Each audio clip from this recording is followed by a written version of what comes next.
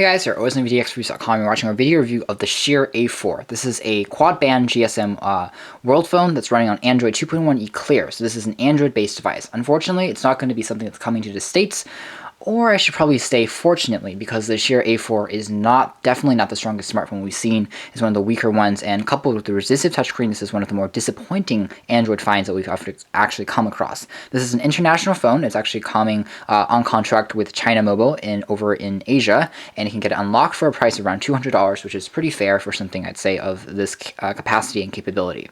As far as design is concerned, it's a pretty small and easy to carry device. It's a little bit reminiscent and square-like in terms of design to perhaps an iPhone 4, but I'm hesitant to say that because it looks very different from the front. It's really only when you turn it to the back and you see the Cher logo and it says design in China, where you kind of think, well, the only other phone that says design somewhere is really the iPhone series, and that's obviously an attempt to kind of go on that same design spectrum.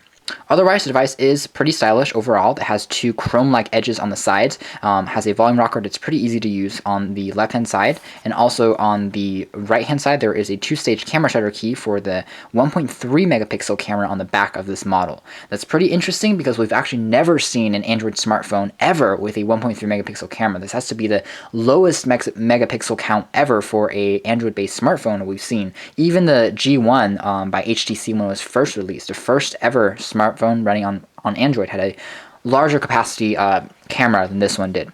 The top of the device features a 3.5mm headphone jack, a micro USB for charging and syncing, and a power on and off key. Unfortunately, the power on and off key is extremely small and very recessed. So even though it's small and we appreciate that, it's not as easy to hit accidentally, but it's so recessed we have to really get in there with your nails really to press it. And nothing else is really on the back except for a lanyard cord and a loudspeaker, which is pretty loud. The back of the device can slide up like so to reveal the battery underneath, and also you can put in your SIM card and micro SD card slots behind the back cover, so they are not hot swappable, unfortunately. As far as the design is considered, it's made entirely of plastic, and it definitely feels a little bit cheap in the hands, but overall it's not the worst design we've ever come across. Just have to be wary that there are, of course, better builds elsewhere. The front of the device is dominated by only a 2.8-inch resistive touchscreen that we talked about. There isn't a front-facing camera, but there is a speaker on the top, as well as on the bottom. There are two dedicated hard keys composing of the end and talk keys. For some reason, these are different from the actual touch-sensitive keys, but these are actually resistive touch-sensitive keys composing of the menu, home, back, and menu keys that are standard for Android. This is a huge complaint that we really had with this device, because even though the phone itself, it has a resistive touchscreen, which is forgivable, especially in Asian markets, because there's a lot of handwriting recognition software that requires the usage of complex characters for using the resistive screen. Using the actual buttons as resistive is difficult because you have to really get your fingernails in there just to go home, which can get really tedious over time. Now the buttons are backlit, which is nice. You can see that the home screen or the unlock screen has been customized by Cher. You can see you have to drag up to unlock it. It's kind of different, or down to unlock it. But in order to access different applications directly from the lock screen, you can actually go over to the talk key or to the message key. Actually, I can also drag down, and because I press on the let's try that one more time. The message key, it will automatically take me to the message application when I'm unlocking the device. For some reason that wasn't there. Let's try it one more time. And that's interesting. Sometimes it's not working that well. Let's try it one more time. Maybe the phone caller key. And there we go. This time we're into the phone application. So you can see that there are a few navigatable hotkeys that are built into the lock screen itself, which is kind of interesting, but it doesn't work all the time.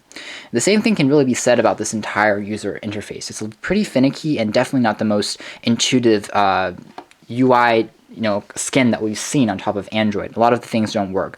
And even though we understand that resistive touchscreens are a lot more popular in Asia because of that handwriting recognition for writing complex Chinese and Korean characters, for us, it's probably not the best, ideal solution, because a lot of the navigational features are just difficult to press and difficult to operate because you have to really get your fingernails in there. You can't accidentally just press very lightly in order to get something to work. You have to press quite hard in order for that to actually operate. Now, this device does have 3G capability. It does have Wi-Fi and Bluetooth, but otherwise it's a pretty standard device. As far as processing speed is concerned, it's only 500 megahertz, which is very sluggish. For a lot of applications, it's going to definitely show up.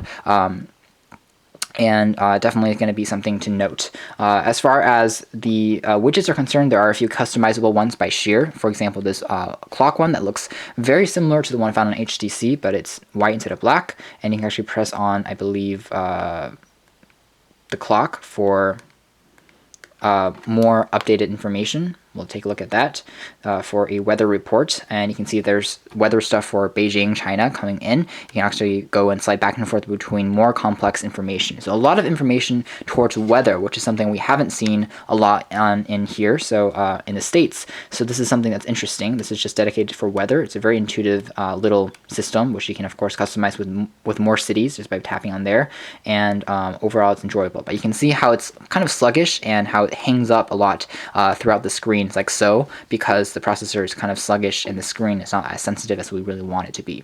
The same thing again can be said about the home keys. If you think about pressing the lower or the actual buttons themselves, they won't actually do anything. To go home, you have to press on top on the black regions of the phone, like here, and that will take you home. That's a little bit confusing. It's definitely a learning curve because you're naturally going to be inclined to press the buttons themselves, but you have to press kind of into the screen actually to get the functions to work correctly, and you have to really use your fingernails to do that. Otherwise, again, Wi-Fi and Bluetooth and GPS are all here. You can turn those accordingly on and off. There are quite a lot of bloatware software installed on here, but we're not inclined to judge too much because this isn't something we've typically seen here in America.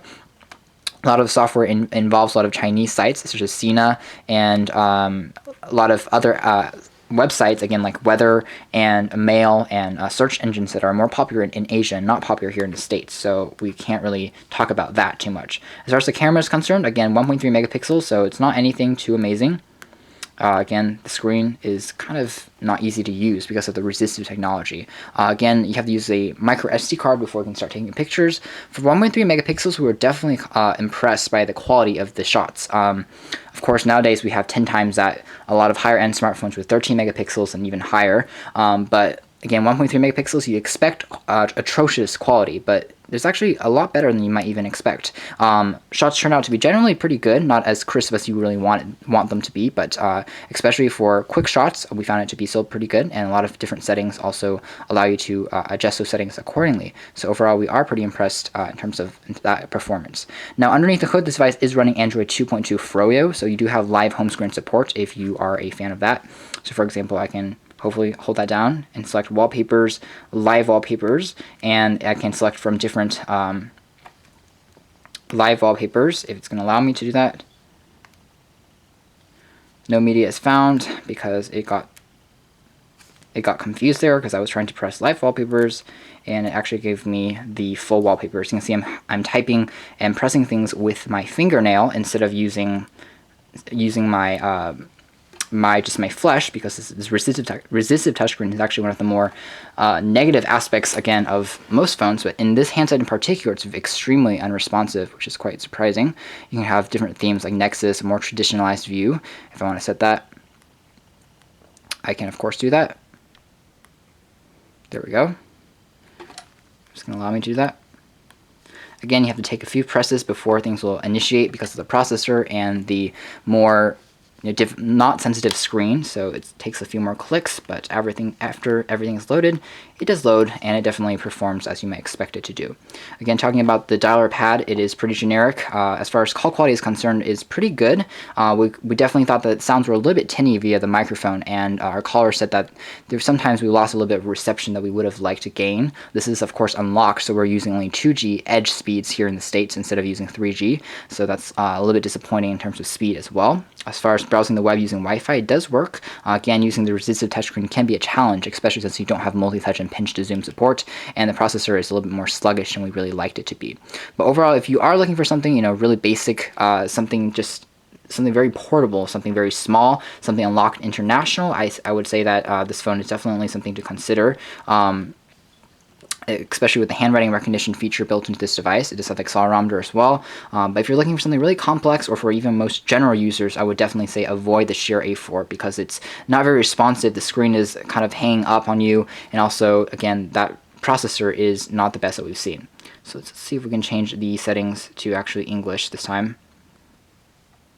or there we go. Finally, we can go back to English, and you can type in your messages like so. A lot of Chinese characters, of course, support because it supports different international languages on this particular model.